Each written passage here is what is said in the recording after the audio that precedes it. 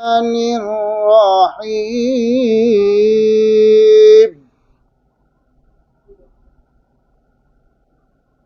إنا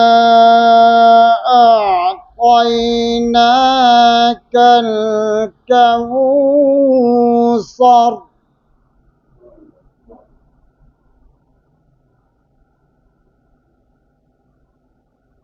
إنا